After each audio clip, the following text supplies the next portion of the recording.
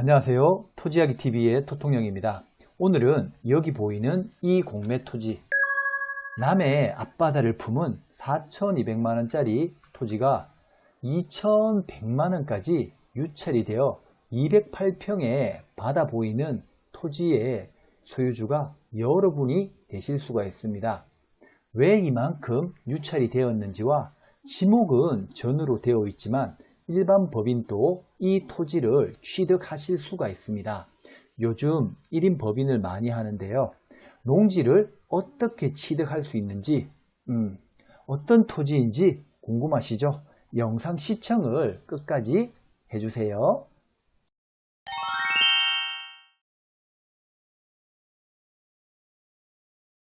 이 토지는 공매로 나온 토지인데요. 공매를 잘 모르시는 분은 영상 마지막에 유튜브 온비드 공매 입찰이라는 영상을 한 번 더 제공을 해 드릴 테니 꼭 클릭해서 보세요. 누구나 손쉽게 입찰에 참여하실 수가 있습니다. 관리번호는 2020-01747-0011번입니다. 이 토지는 경상남도 남해군 고현면 차면리에 위치한 623번지의 토지입니다.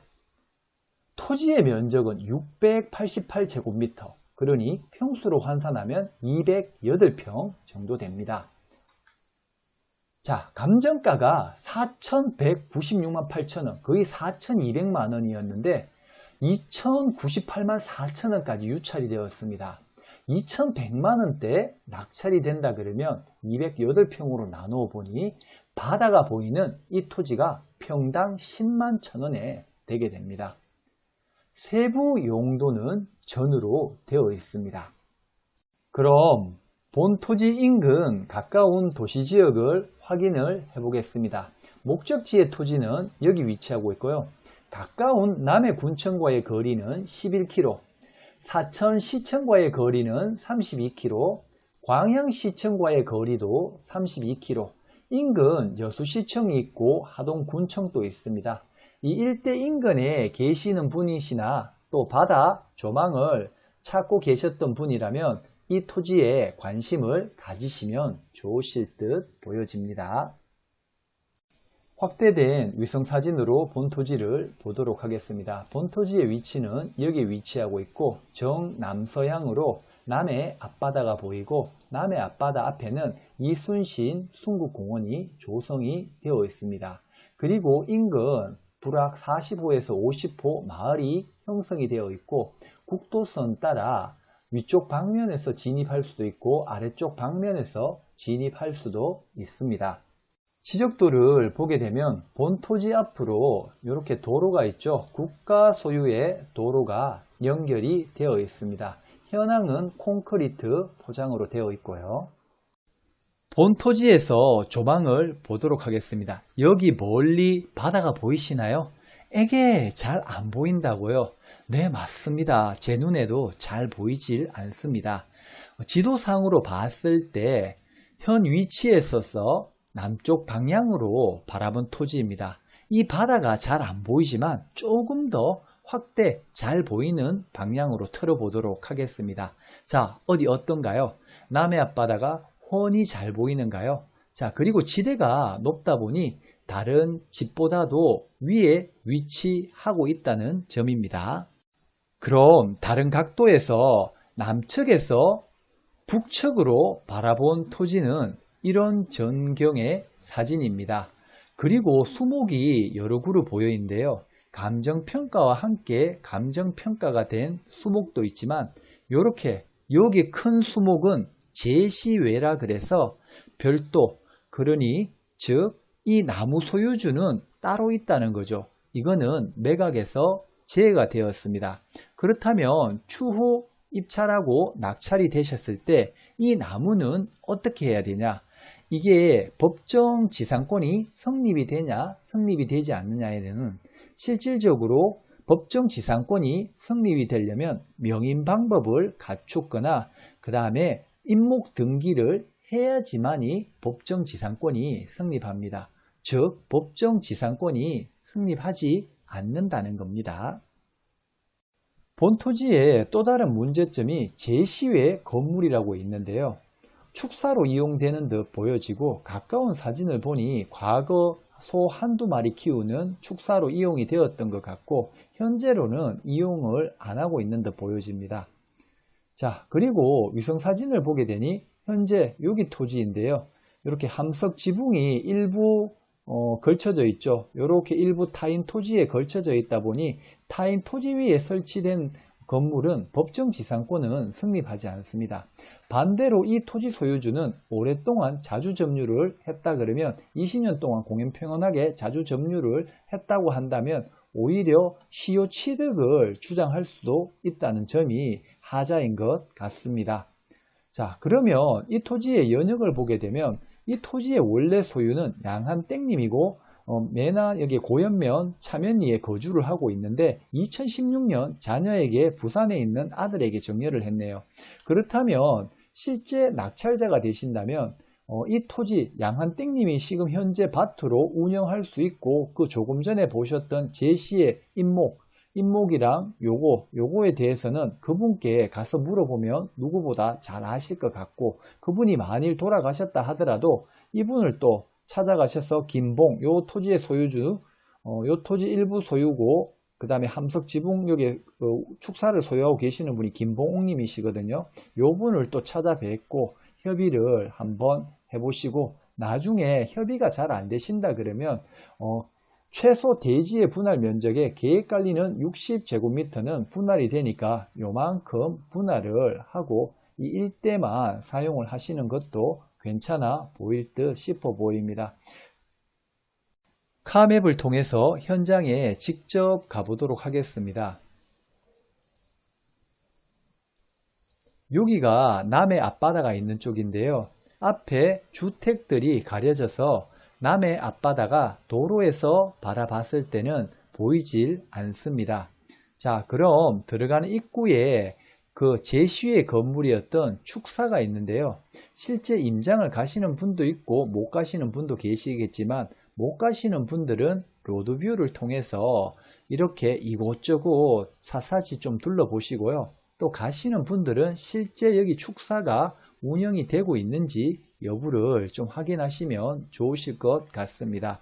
그리고 들어가는 중간 보여지고 맨홀 뚜껑이 있다는 것은 배수시설과 용수시설이 있다는 그런 게 포함해서 밭으로 이용할 때는 이 좁은 데서 바라봤을 때는 바다가 보여질 듯 합니다.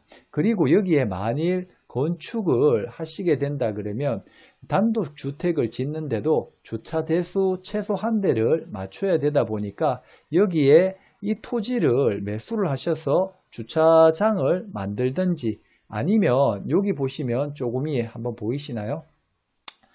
여기에 창고, 주차장 창고식으로 맞춰서 요 주차장 대수를 맞춘 것 같은데요. 여기도 여기처럼 이렇게 만들으셔야 될 것 같아요. 요 위에서 보니까 실제 여기 이제 남해 앞바다가 좀 더 지대가 높기 때문에 잘 보여지겠죠. 그리고 물론 이 제시의 건물로 인해서 또 해결해야지 건축 허가가 나다 보니 아닌 것 같으면 이분하고 큰 협의가 잘 안 되거나 큰 문제 삼고 싶지 않다면 농막 설치 신고를 하셔서 가져다 놓고 주말 체험 용도로 왔다 갔다 하시면 좋을 듯 싶어 보입니다. 그리고 현장에 직접 임장을 가보셔서 인근에 혐오시설 아니면 좋은 점 있으면 댓글로 남겨주시면 참 좋으실 것 같습니다. 토지용 계획 확인원을 보도록 하겠습니다. 여기 연두색 실선이 보이시나요? 자연 취락지구, 여기 연두색이죠. 자연 취락지구라고 되어 있습니다. 토지의 면적은 208평, 계획관리지역이다 보니까 건폐율이 40%지만 조금 전 자연 취락지구이기 때문에 건폐율이 60%까지 20% 보너스 더 받게 되는 거죠. 그리고 여기는 영농 여건 분리농지, 그러니까 농사 짓기에 알맞지 않은 땅이라고 보시면 됩니다. 그렇기에 이렇게 토지용 계획확인원에 영농여건 분리농지라고 적히는 데는 일반 주식회사, 법인도 농지를 취득이 가능합니다. 다만 농지 취득 자격증명은 일반 법인으로 신청을 하셔서 소유권 이전하실 때는 제출을 하셔야 된다는 겁니다. 그리고 여기는 문화재보호법에서 현상 변경 허가 대상 구역으로 되어 있습니다.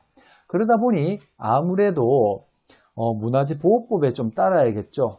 문화재 공간정보 서비스에 확인을 해보니까 인근 국가지능문화재가 한 건 있고 여기는 문화재 구역의 2구역으로 포함이 됩니다. 그러다 보니까 1구역보다는 행위가 조금 약하지만은 2구역도 좀 세긴 세거든요. 그래서 요거는 건축허가과에 자세히 한번 문의를 하시길 바라겠습니다. 그럼 디스코 맵을 통해서 토지 실거래가를 확인해 보도록 하겠습니다. 목적지의 토지는 여기 있고요. 바로 인근 앞에 작년 7월 달에 평당 17만원에 거래가 되었습니다. 그리고 조금 더 입지가 좋은데도 불구하고 8만원에 거래가 되었거든요. 19년 5월에. 그렇다 보니 요거는 서로 아는 당사자끼리의 매매를 했지 않나 추정을 해봅니다. 그리고 2009년 1월에도 83,000원, 좀 더 입지가 안 좋은 곳에도 83,000원 거래된 적이 있습니다. 그리고 2011년도에 요거보다 조금 더 못한데도 불구하고 11만원에 거래가 된 적이 있죠. 그러다 보니 여러분께서는 정확한 시세를 확인하기 위해서는 주변 공인중개사 매수인의 입장, 매도인의 입장 세 군데로 꼭 확인을 하셔서 정확한 시세 파악을 하시길 바라겠습니다.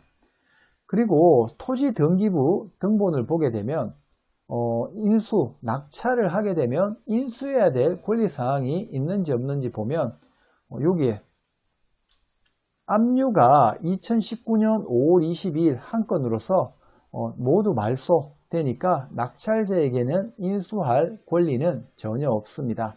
입찰 기일은 다음 주 11월 2일부터 11월 4일까지 기한 입찰이며 최저 입찰가는 2,098만 4천원부터 그렇게 진행이 되니 관심 있으시는 분은 사전조사 철저히 하셔가지고 입찰에 참여하시길 바라겠습니다.